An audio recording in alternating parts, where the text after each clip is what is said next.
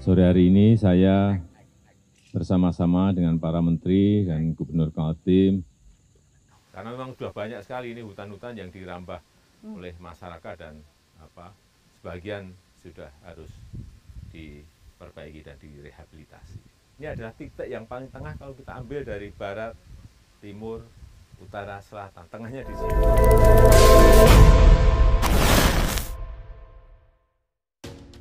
Penyatuan air dan tanah dari 34 provinsi, simbol penyatuan negeri di IKN Nusantara, ditulis oleh Widodo SP dari suar.com. Prosesi Nusantara 1 digelar tanpa hambatan berarti, tepat di titik 0 Ibu Kota Negara atau IKN Nusantara pada Senin pagi, 14 Maret 2022 dipimpin langsung oleh Presiden Joko Widodo. Momen sakral dan penuh makna filosofis terlihat saat prosesi memasukkan air dan tanah yang dibawa oleh para gubernur atau yang mewakili yang berasal dari 34 provinsi di Indonesia ke dalam sebuah kendi tanah liat yang diberi nama Kendi Nusantara. Di titik 0 IKN itu pula berkumandang Indonesia Raya untuk pertama kalinya di lokasi yang kelak akan menjadi pengganti DKI Jakarta sebagai ibu kota yang baru. Ini merupakan bentuk kebinekaan kita dan persatuan yang kuat di antara kita dalam rangka membangun ibu kota Nusantara ini.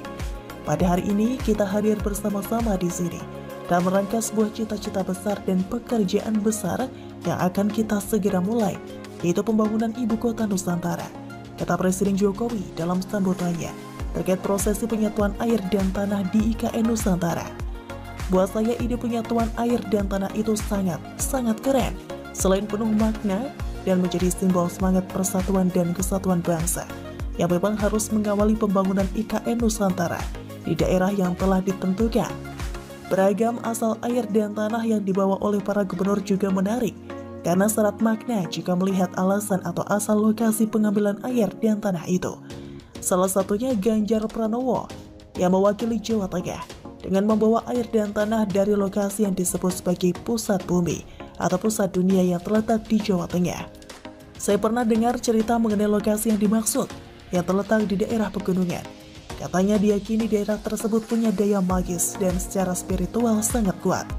Konon para polisi atau orang yang akan bertarung menjadi pemimpin daerah hingga presiden akan mendatangi tempat itu guna mendapatkan tuah sebelum bertarung di kontestasi demokrasi yang diyakini akan mereka menangkan.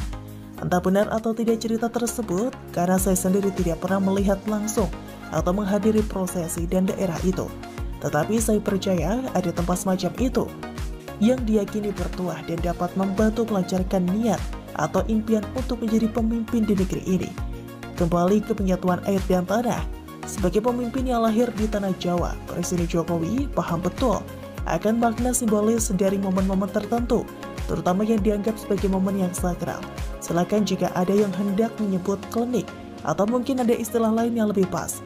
Tetapi agenda prosesi penyatuan air dan tanah dari 34 provinsi di Indonesia dapat menjadi simbol adanya kesatuan hati dan tekad yang tidak hanya berhenti diwakili oleh para gubernur sebagai pemegang mandat rakyat atau hasil pilgub, tetapi mereka sedang membawa spirit dari daerah yang mereka wakili atau dilebur bersama dan menjadi satu di Kendi Nusantara. Semoga tidak ada yang membawa air dan tanah dari lokasi sengketa ya.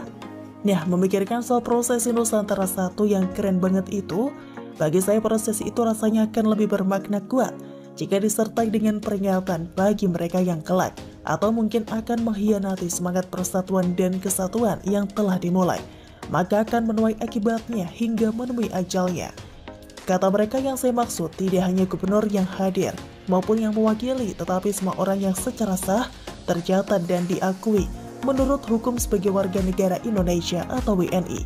Perlu diperingatkan agar tidak mengkhianati semangat persatuan dan kesatuan bangsa, termasuk mereka yang selama ini getol berniat mengubah dasar negara dan ideologi dengan gelapah, yang bagi saya masuk kategori pengkhianatan para founding fathers negara ini. Maaf, bukannya mau bicara soal kutukan, tapi rasanya para calon pengkhianat bangsa perlu diingatkan agar tidak main-main dengan apa yang terjadi di titik 0 IKN pada Senin pagi yang bersejarah bagi perjalanan bangsa kita pada masa mendatang. Bagaimana menurut si Voters? Begitulah kura-kura.